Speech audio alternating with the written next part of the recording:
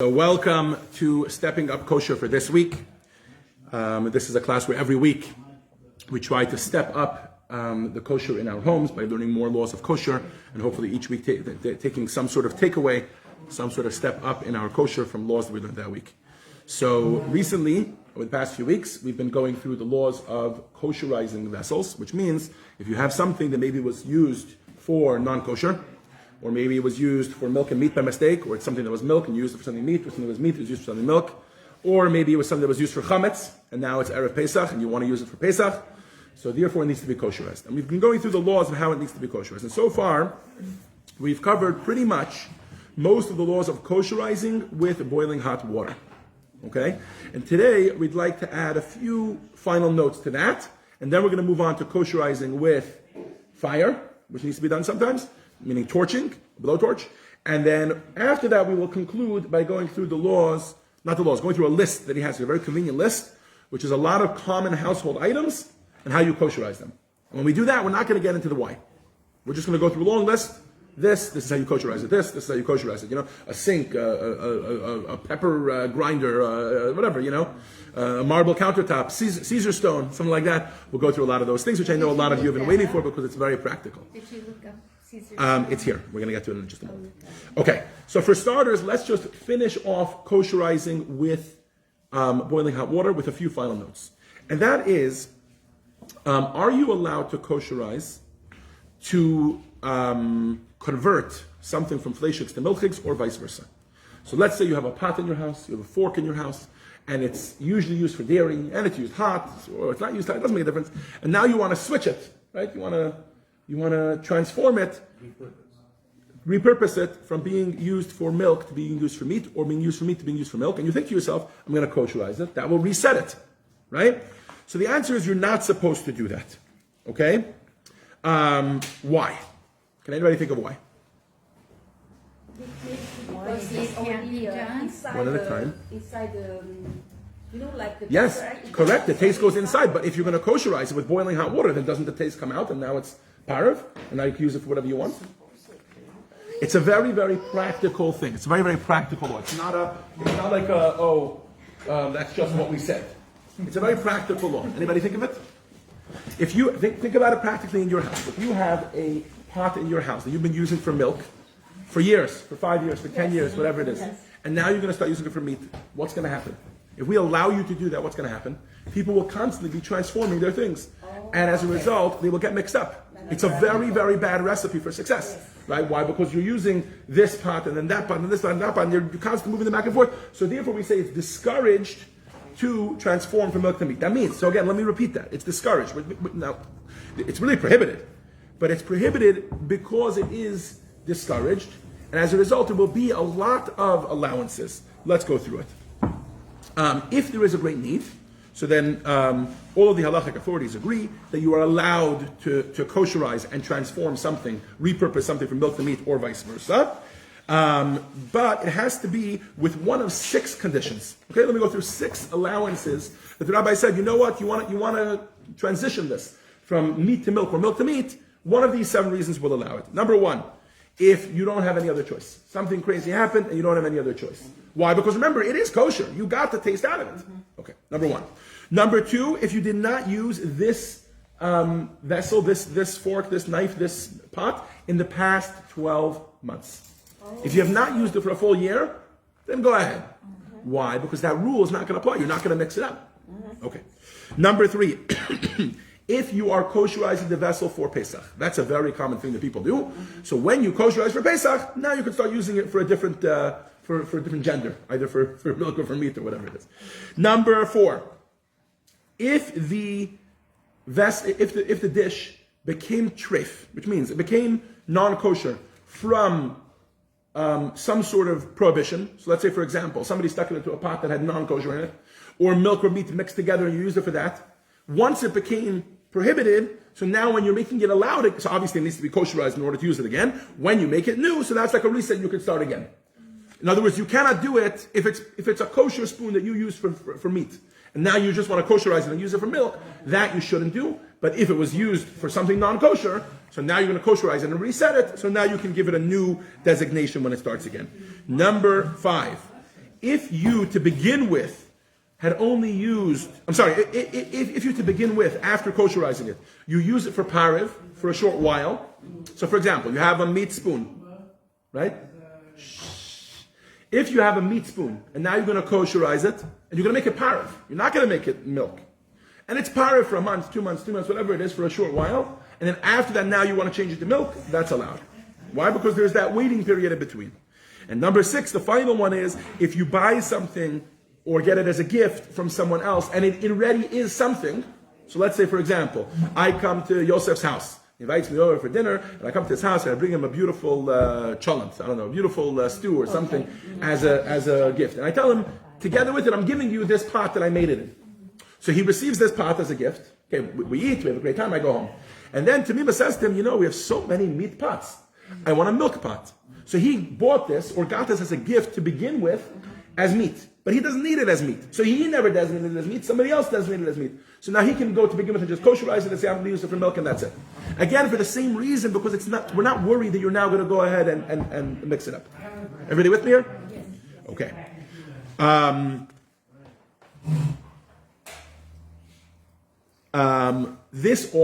Everything we just said now only applies to kosherize with boiling hot water.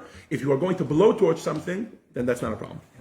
Then you can blowtorch and move something from milk to meat to milk, etc. Okay, beautiful. Let's do one more final end note to this whole conversation about kosherizing with boiling hot water, and then we will move on to kosherizing with blowtorching, and that is the following. You would think that if you have something that's meat and something that's milk, and both of them need to be kosherized for whatever reason, let's say you're kosherizing them for Pesach, right? Let's say you're koshering for Pesach, you have a big thing, you come to Chabad, they have the big pot outside, and you're about to kosher your kelim. You're going to kosher your dishes, your silverware, etc. And you have a set of milk silverware and a set of meat silverware, you're going to use them both for Pesach, and maybe even both for milk and meat, and whatever, separate, whatever, right? And you want to kosher them, so you would think that you have to do them separately. Really, the answer is you can use the same pot, and you can kosherize. Why? Because it's so boiling hot, and all the taste is being destroyed. So therefore, you can use the same pot to kosherize milk and meat things together, or separately, one after the other, etc. There is one condition, however. It has to be that these vessels, these dishes, this silverware that you're kosherizing has to have not been used for 24 hours. If it was used in the past 24 hours, so the taste inside is fresh, then you shouldn't kosherize them together, because then we're worried that the taste that's coming out is going all over the place, from the milk to the meat, from the meat to the milk, etc.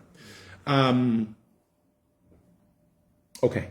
And with this, we will conclude our conversation for kosherizing through boiling hot liquid. All right. Question about Yes. brand new items. You just get in the store. You're going to cover that later. We are going to cover it later. Okay.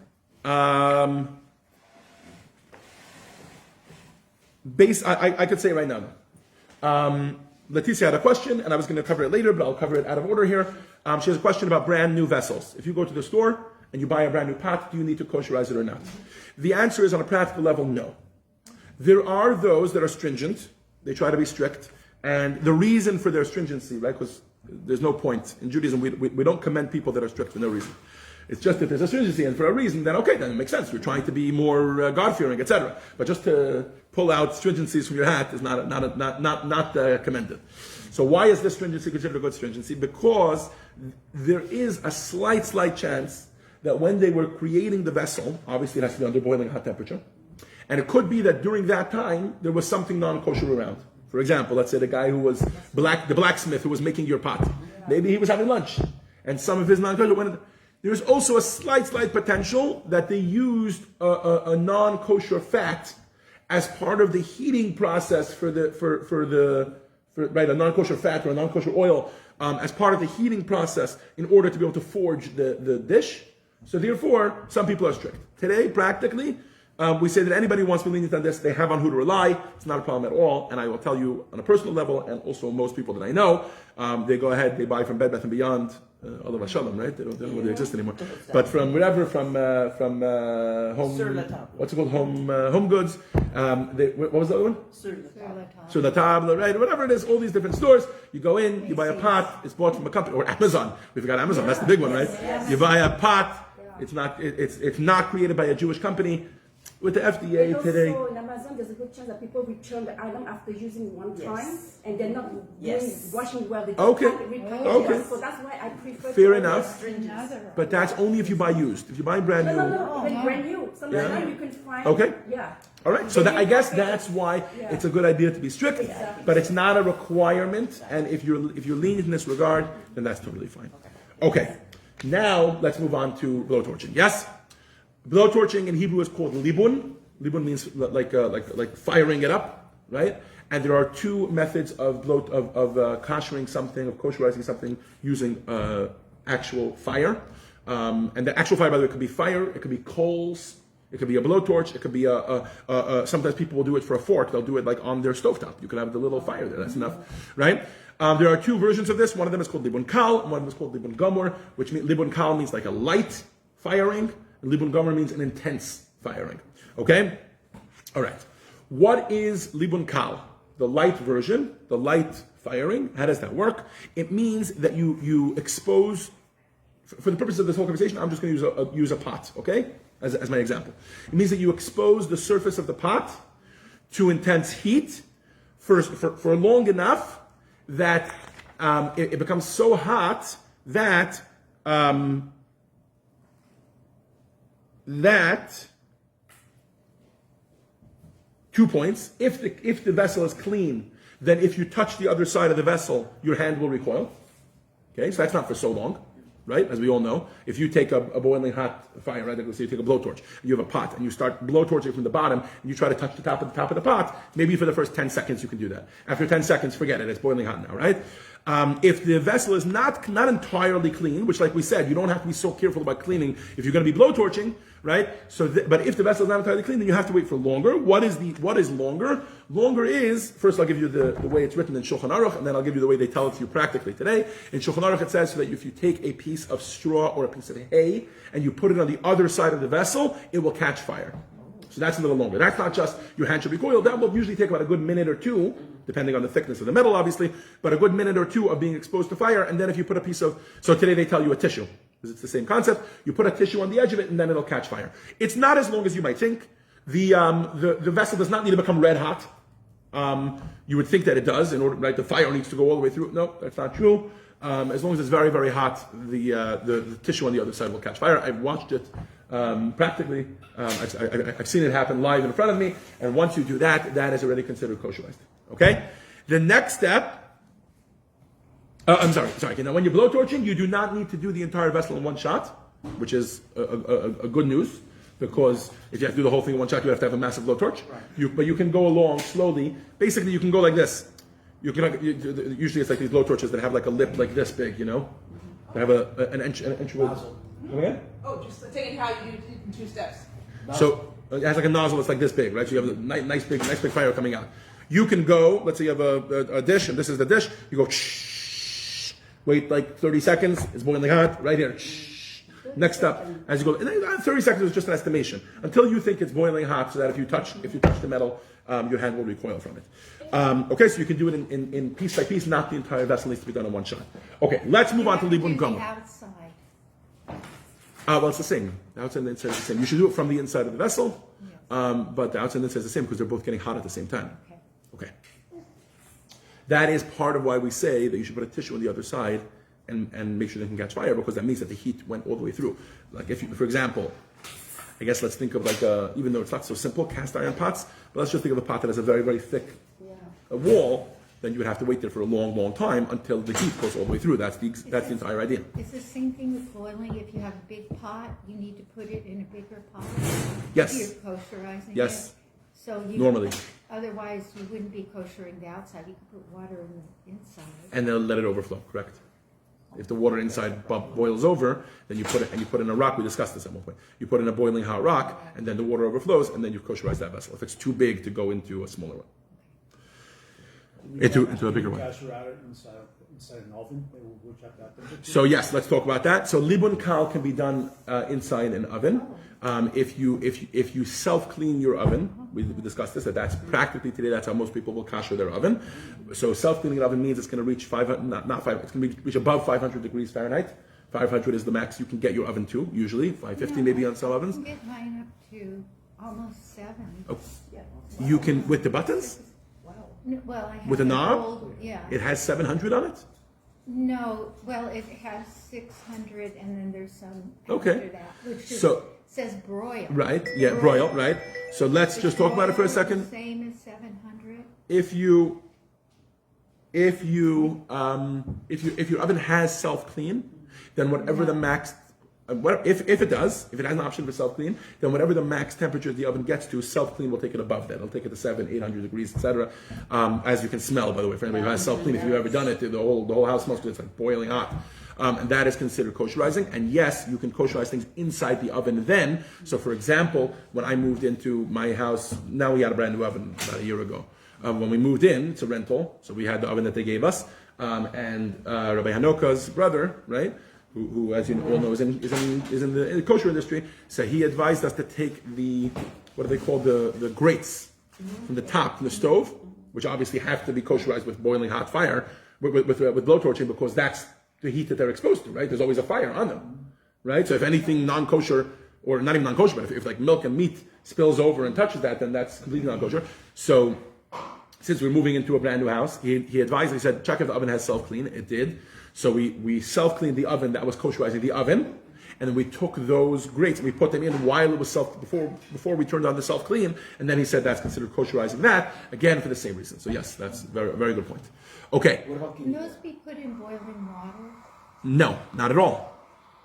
Remember, the rule is Fire. kibolo. No, the rule is kibolo kachpoto, which means the way that it swallows, that's the way it spits out. So if it was swallowing in non-kosher taste, let's say the previous tenant was making a pig stew, I don't know, whatever, bacon and eggs for breakfast, and some of the bacon went off and went, or juice from that ran off and went underneath onto to where the grate is and to where the fire is, then the taste was going into the grate with fire.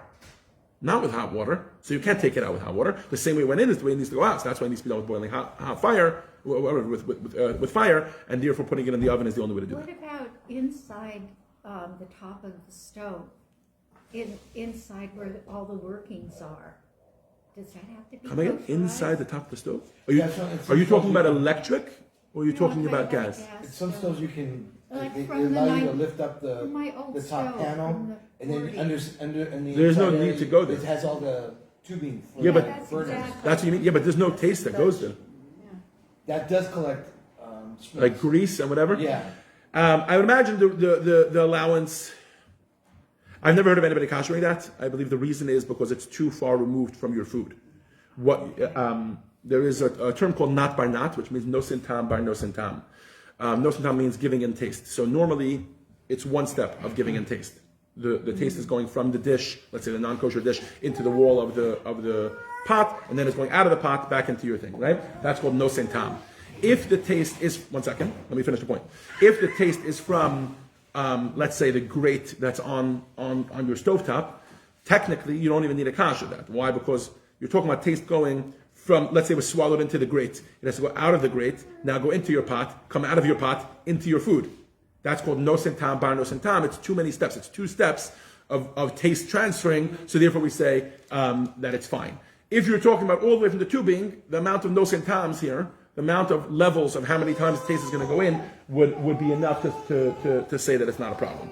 So I guess that would be the allowance there. I've never heard of anybody koshering that. That's really the practical answer. Oh, okay, but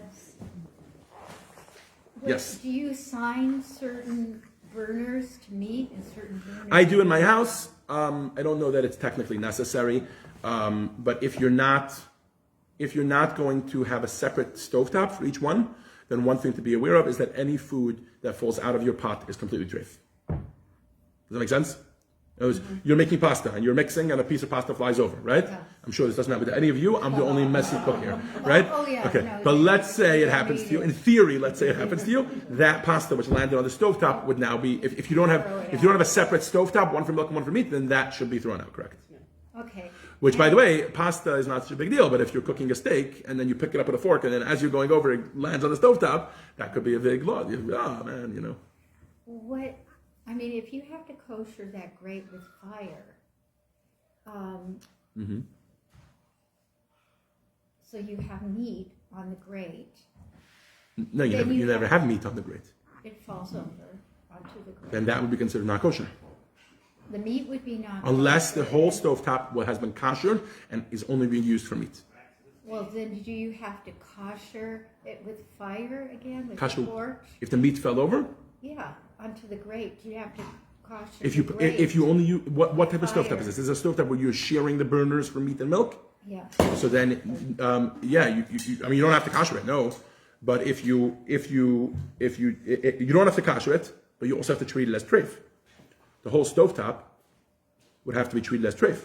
So any food that lands there is treif. So you would have to blowtorch it every time? Just trying to figure out what something I'm like that happened? No, If you have would milk not and have it to. rolls That's what I'm over, saying. You would not have to. You would not. No. Let's move on. Libun Gamor. Why are you confused, Marilyn? Because you said that has to be blowtorched, the grate. Only if you're going to be using it in a designated kosher way. If you're going to be using it for meat and milk, then we will treat the bottom of it as treif. And then any food that lands on the stovetop will be treif. And you should never eat that. If you are going to be using the stovetop for meat, you have to start off by kosherizing it.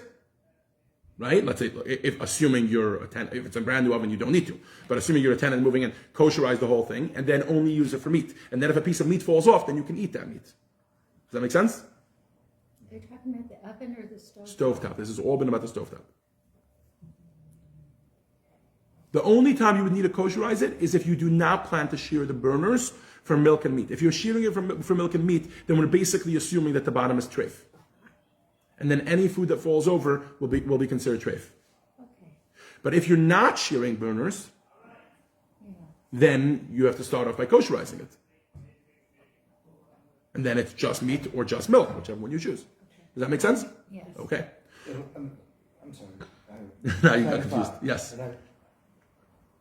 What if you had burners just for milking and burners just for flashing? On the same stovetop? Yeah. That's not really a thing. I do it in my house just to be extra stringent, but it's not really a thing. You still have to treat. That's what I thought. You still have to treat the bottom as treif. Okay. Because I mean, think about it. And by the way, if you're doing that, you should never cook milk and meat on the same stovetop at the same time, Right. even if they're on separate burners, because the sizzling, the Steam. drips and steam or whatever can go from one to the other. Correct. What he's describing is actually my house. In my house, so there's four burners on the stovetop. We don't have the luxury of having another stove. Excuse me. So what we do is we use 2 burners for meat and 2 burners for milk, just to keep things separate. But we would never cook at the same time milk and meat. Yes. Essentially, we're treating the bottom as treif, but we still keep them separate. This side is milk and this side is meat. Does that make sense to everybody? Okay. Libun Gomer. I think I'd rather risk the meat falling over than being treif. I mean, you'd have to be very careful with expensive things. Right. That's it. That doesn't fall out. That's what I do at home. I'm just careful. I made steak last night, and I was very careful. I didn't want it to go from the skillet onto the stovetop. And if it would have, I would have lost a good piece of meat. That's it. But not you, not with your stove, because you have designated meat and milk. But it's the same stovetop. So I still treat the bottom as treif, even though I have designated sides. Yes? Are there any special considerations for an induction stovetop? Is that the electric ones? What's an induction stovetop? An induction is like electric, but not quite. It's There's gas. it's electric for all practical purposes. I believe that electric stovetops cannot be kosher. It's a cooking process using direct electrical induction heating of cooking vessels. But it's electric. Rather than relying on indirect radiation convection or thermal conduction. Right, but it's electric. The direct or indirect really doesn't make that much of a difference to us. It's electric. Electric, I believe, cannot be koshered. Most people have the opinion, I believe, that an electric stovetop cannot be koshered. It's probably going to be in the list here. That's why I'm looking for Electromagnetic energy. As opposed to electromagnetic energy. electric. Okay. Hold on. Here. Actually, he's saying here that the way to kosher it is you turn it on onto the highest and leave it like that until the top becomes red, and then the plates that go on top of it you should blowtorch. That's what he says here. The grates, in other words, the grates that go on top of it should be There's no grates. No grates. Right. So if there's no grates, then it seems like you just turn it on. I was always under the impression it cannot be kashered. It seems that he's saying here it could be kashered, but it would need to be on the highest until it gets red. But you can cook on it. Yes. Well, cooking on it is a whole separate thing. That's what we've been discussing. Cooking on it would be a whole different thing. Cooking on it is fine. It's just at the bottom. The question is, if you want to treat the bottom as kosher, the electric surface as kosher, can you kasher that or not? And it seems like he's saying you can. You just need to leave it on for a while until it gets hot. Okay, ready to move on? Libun Gummer. Libun Gummer is the more intense blowtorching, and that is basically as follows: you take a blowtorch and you are going to fire, or boiling hot coals, and you are going to fire inside the pot until the right. So the last one was until it's so hot that your hand recoils from it, or even more intense, until it's so hot that you put a tissue on the other side, it catches fire. Now he's saying it has to be so hot that sparks are flying, or practically in today's day and age, that it's red. Okay, and this is such a heat that the metal of the pot would actually straighten out. It's a certain form. Technically, if you want to straighten it, it would straighten out from that. There are very, very few instances in which you need to do libun gamur. However, when you need to do it, this is the way you do it. Okay. We already spoke about kosherizing new vessels. Oh, here's one more final note here. What about using a vessel needs to be kosherized, right? So there are usages that technically would be allowed. Let's say you have a fork, and the fork became treif. You used one for meat, you used it for milk by mistake, right? So technically, you're allowed to use that fork for cold. He says it's bad practice, and we should avoid doing so at all costs. Why? Because obviously it's going to be very difficult to remember, oh, this fork, especially with a set of forks, there's one fork that needs to be kosherized, and you're using it for cold, but you're not using it for hot. This is a recipe for making a mistake, and that's why we say that if it can be avoided, it should be avoided. Okay. All right. If you have a fork or a knife or a plate, we discussed this last week, that usually is only used for cold, and you've been using it for meat, and now you want to switch it over to milk, technically that's allowed. However, again, only if you entirely, you're entirely sure that it was only used for milk or it was only used for meat. If that's the case, right? And I'm sorry, only if you remember 100% it was only used for cold. That's what I was going to say. So then you could technically use it for switch it from milk to meat, etc. But he's saying that you should wait at least 24 hours and obviously scrub them down with water and soap to make sure that any sort of taste that there's in them is gone.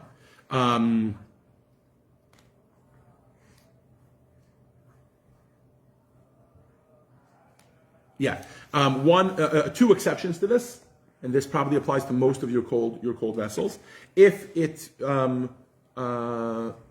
soaked for more than 24 hours in water, so then that makes it, we've discussed it, it's like pickling, which means that it's like cooking, which means that now you can no longer say this was only used for cold, even though it was only used for cold, but because it's soaked, that means that now you need to kosherize it with boiling hot water. And the same thing if it was used for something sharp.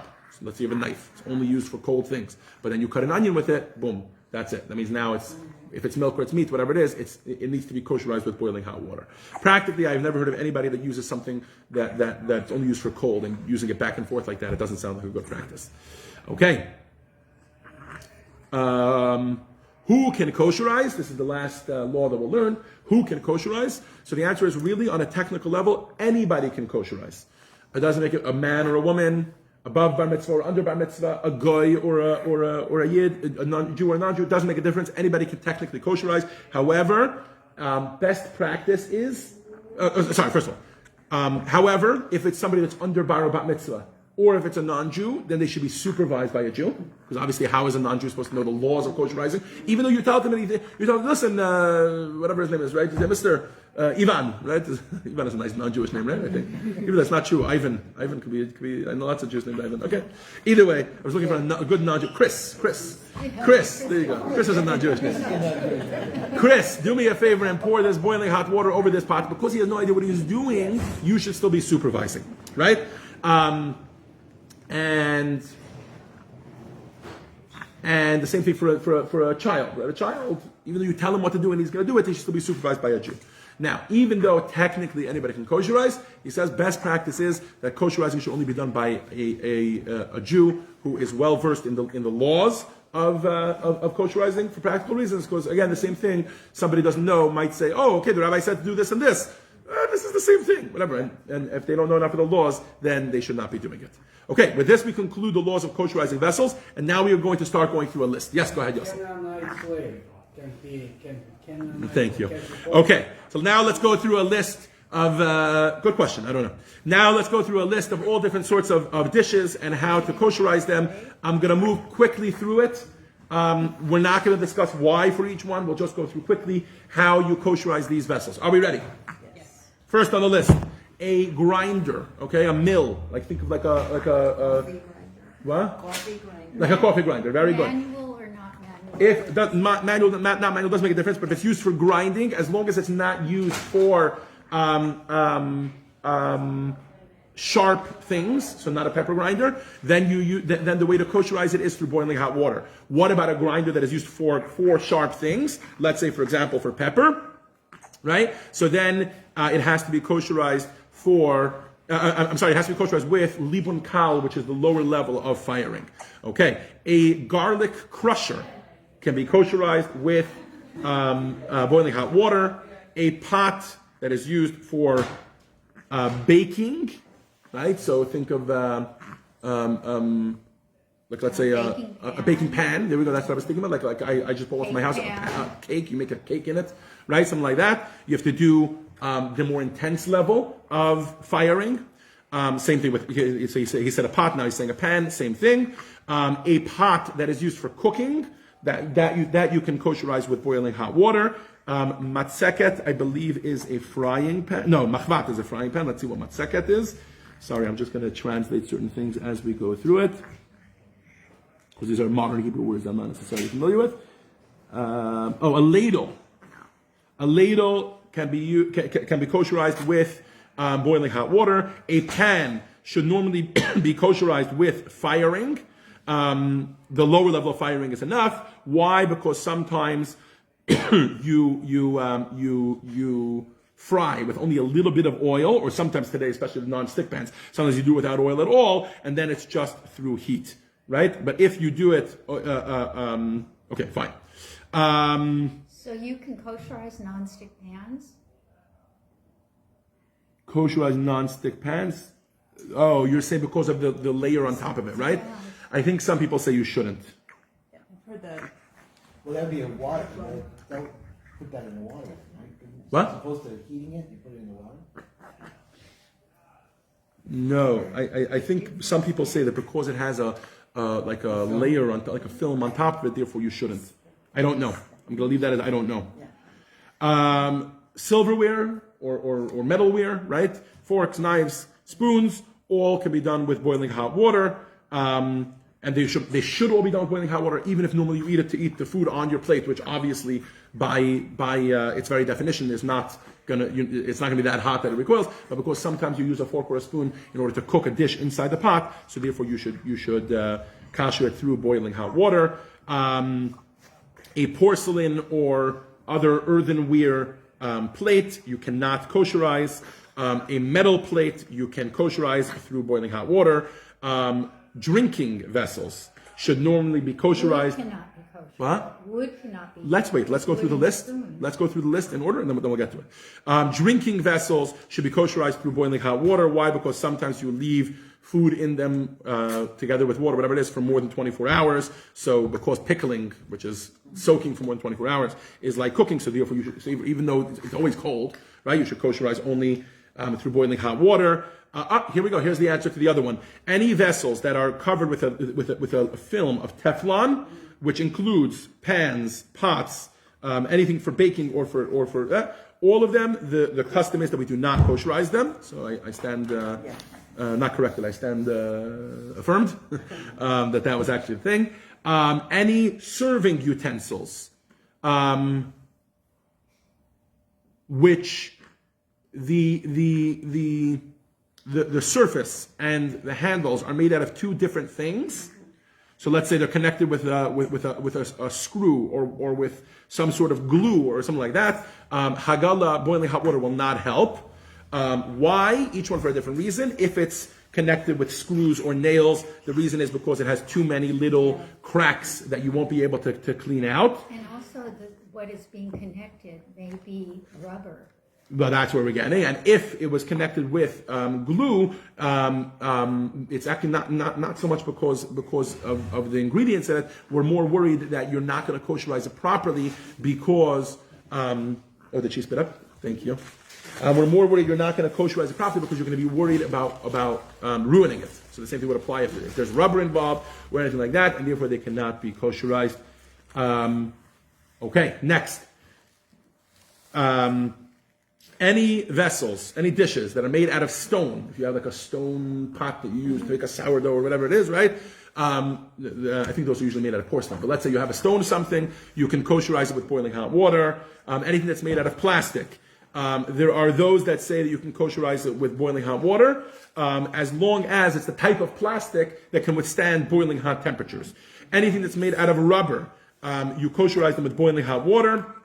Again, as long as they can withstand the heat and you're not going to be worried about ruining it. Okay, let's talk about kosherizing a sink. If the sink is made out of porcelain or anything that's earthenware, then our customers, we do not kosherize it at all. Same thing, enamel is the same thing. These are all the same concept. One second. If the sink is made out of metal, then the best way to kosherize it is either with firing it with the lower level of fire, the light firing, or with boiling hot water and a boiling hot stone. The handles and the faucets and the pipe of the faucet that bring the water, you kosherize those by opening up the boiling hot water, turning it on to the hottest, and at the same time pouring boiling hot water on top of it. So that's the best you can do for the inside and the outside. Let's talk about a stovetop. So if it's a gas stovetop that's made out of metal, so the way you kosherize it is with light firing. If it is made out of electric, we discussed earlier, you just turn it on to the hottest, and that's how you kosherize it. The grates that there are on top of the gas, or catch things that they have on the bottom, you can kosherize those with a light level of firing. The oven. The face of the oven has to be done with intense firing. That means boiling hot blowtorch. That's why people use self-clean. So here's where he explains it right here. He says that a self-cleaning oven, if it gets to the level of 900 degrees Fahrenheit, and I guess that's the setting that they usually have them on. So you do that for a few hours until the face of it completely becomes completely boiling hot that way. Then that's fine. So that's usually turning it on to. So I guess that one of his points here is that if you have a self-clean option, like my current oven has a self-clean option with multiple options, only do it for an hour, do it for a few hours, etc. I usually turn it on to the max amount of hours that they'll allow self-cleaning for the first time. That's how you kosherize it. Rabbi Hanoka said 700. 700, probably there's different opinions, and he's just giving the extreme one here. He's quoted from different places, but probably there's a few different opinions. You're probably right about that. Okay. Countertops. If you have a countertop that is made out of marble or some sort of stone, completely stone, so then you can kosherize it. Then you can kosherize it with boiling hot water. And because you cannot get it to boiling hot water, what you should do is you pour, we discussed this already once, I'm kind of going through it very quickly. You pour boiling hot water over it and then take an iron and rub it over it, or with a boiling hot stone, and that kind of reboils the water on top of the countertop.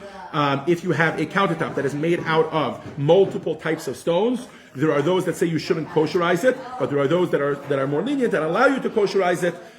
With boiling hot water and an iron or a boiling hot stone, just like any other stone countertop. If the countertop is made out of metal, so by the way, that goes for Caesar stone, that's for quartz, that applies to all those things. Most people say, not most people, some people say you shouldn't kosherize it, but there are those that say you can be lenient and kosherize with boiling hot water. If you have a countertop like here at Chabad, which is made out of metal, then you can just do boiling hot water, and that's enough. But again, you should use a boiling hot stone, or an iron to rub over it, to pass over it in order to bring it back up to boiling temperature. tables. If the table is made out of wood, you can kosherize it through pouring boiling hot water onto it, and then a boiling hot stone or an iron. And a table that is covered with some sort of formica on top, then you should pour boiling hot water on it, and then you should still cover the tablecloth with the table with a tablecloth whenever you use it.